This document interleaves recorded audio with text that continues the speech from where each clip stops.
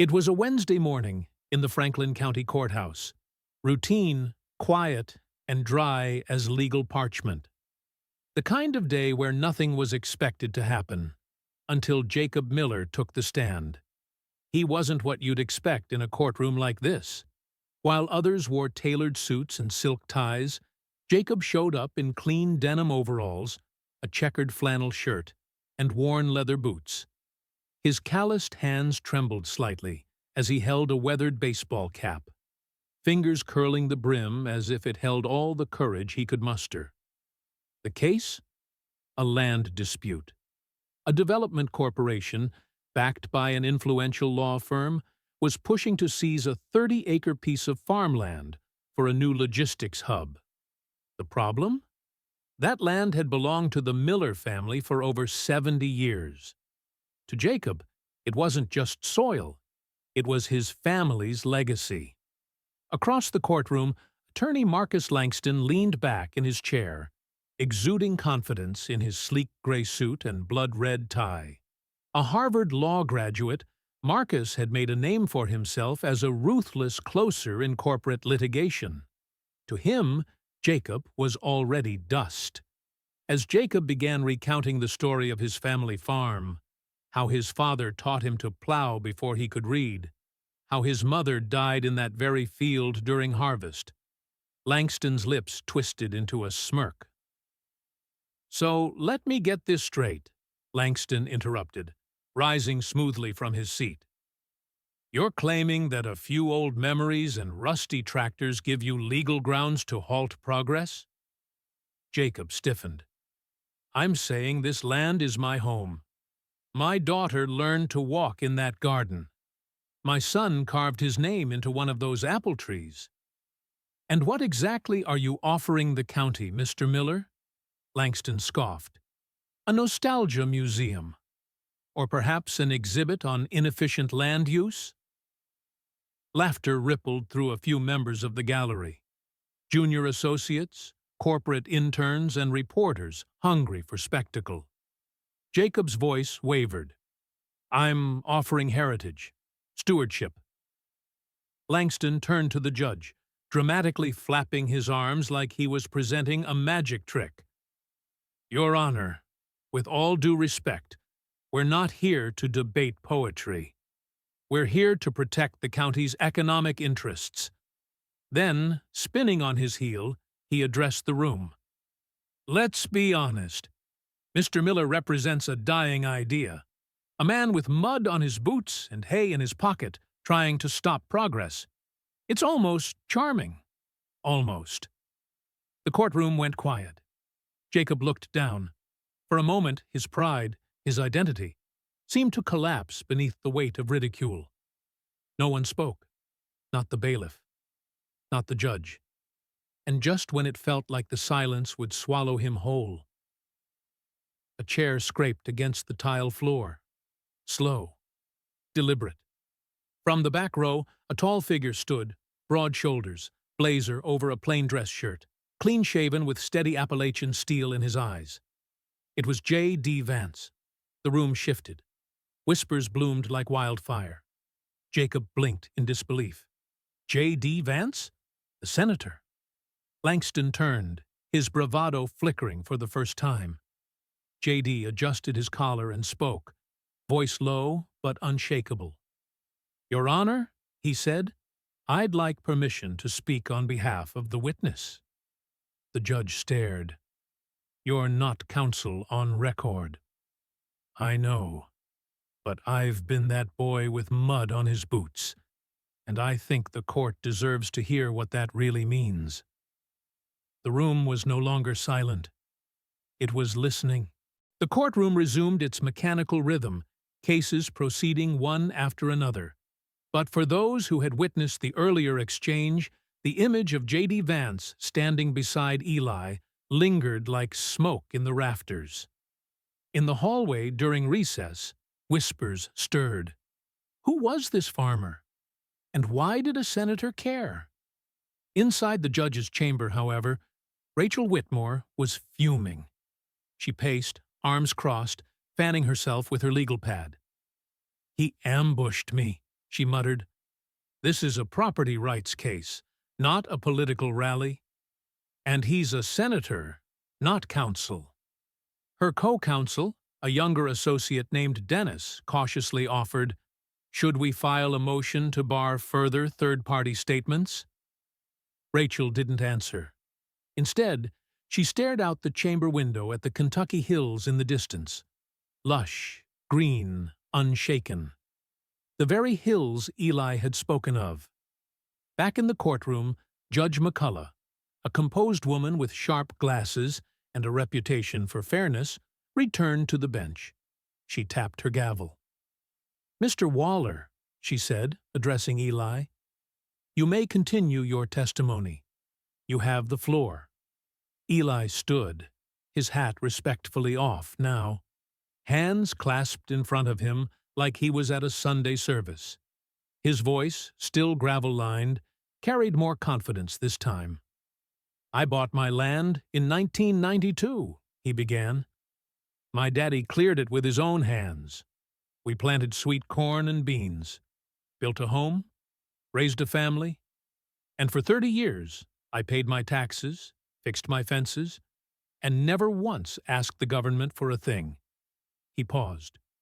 "But then the company Ms. Whitmore represents, Solara Developers, bought the ridge next to mine, and they want my top acre for a runoff basin. Says my title is unclear. But I've walked that line with my own boots since I was a boy." JD Vance leaned forward, watching silently. The jury followed every word, some nodding slightly. Rachel rose sharply. "Objection, Your Honor. The defendant is editorializing. This is a legal proceeding, not a folk tale." The judge raised a brow. "Ms. Whitmore, he's recounting personal history relevant to the case." Overruled.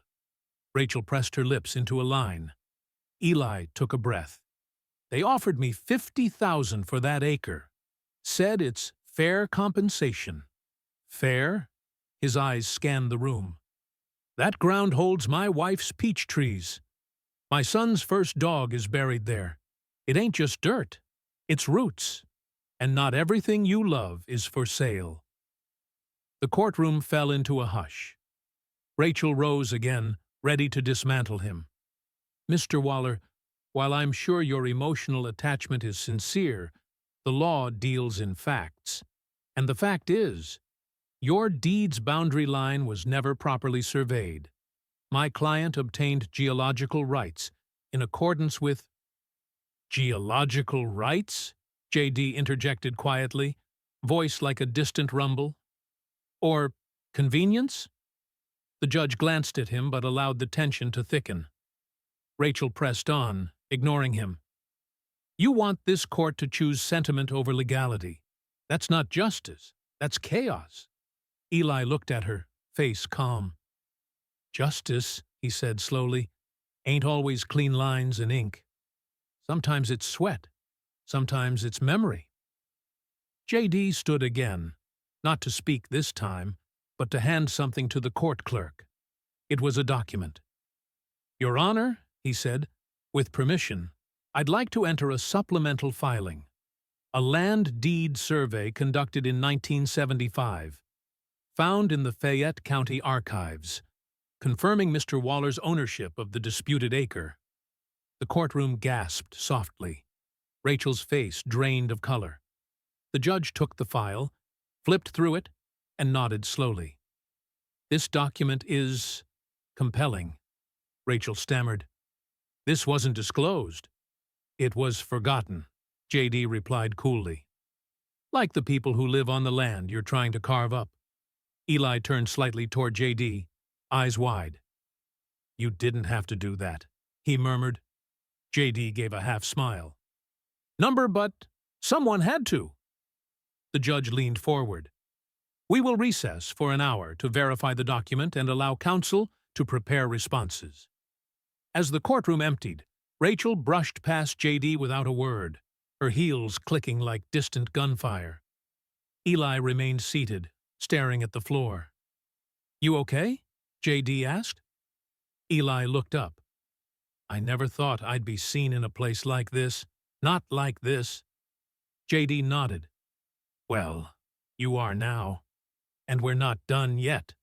The gavel echoed sharply through the courtroom as Judge Holloway called for a brief recess. Tension remained thick in the air, like a summer storm threatening to break. People filed out to stretch or murmur amongst themselves, but JD Vance remained seated beside Eli. Eli stared ahead, unmoving. JD leaned closer. You okay? Eli nodded faintly. It's not the first time someone's laughed at me in a suit like this, but it's the first time it mattered this much. JD gave him a steady look. It matters, because you matter. Across the courtroom, the liberal attorney, Ms. Camden, was in animated conversation with two reporters, gesturing with exaggerated flair and smirks. She wasn't even trying to hide it anymore. Eli's pain had become part of her spectacle, a notch in her career belt. Back in the courtroom, as the judge returned, J.D. stood. Your Honor, he began, before we continue, I'd like to enter something into the record. Judge Holloway looked intrigued. Proceed. J.D. walked toward the bench with a manila envelope. This is a soil analysis, economic impact report, and full breakdown of the ecological damage caused by diverting water from Mr. Miller's land to industrial farmland owned by Ms. Camden's client. Gasps echoed in the courtroom.